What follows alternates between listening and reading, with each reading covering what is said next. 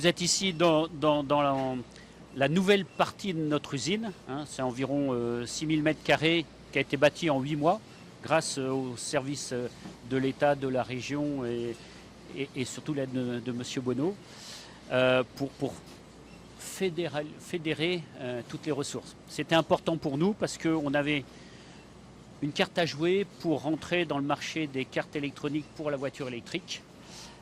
Aujourd'hui, nous y sommes. Beaucoup de gens voient que la voiture électrique ne décolle pas assez, mais c'est quand même déjà 20% de notre chiffre d'affaires.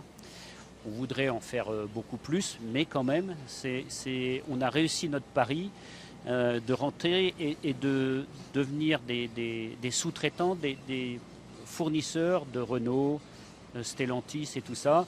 Aujourd'hui, on équipe la nouvelle C3 de Citroën.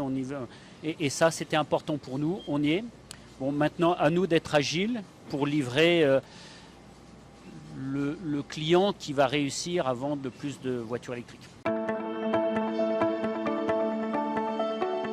C'est fondamental ce que nous voyons parce que nous vivons une mutation très rapide de l'industrie parce que les besoins, prendre en compte les enjeux environnementaux, le réchauffement climatique, les besoins de nos concitoyens sont considérables et en même temps on ressent la nécessité de relocaliser, de réindustrialiser.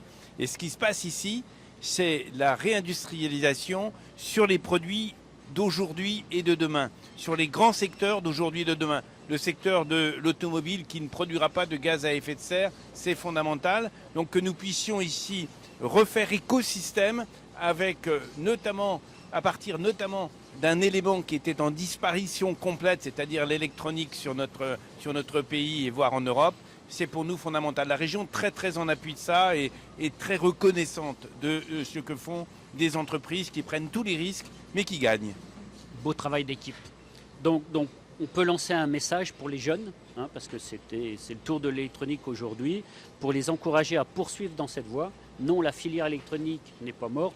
On a besoin d'ingénieurs, on a besoin de techniciens, on a besoin de gens capables de comprendre ce métier, de l'adhérer et d'apporter leur passion avec eux.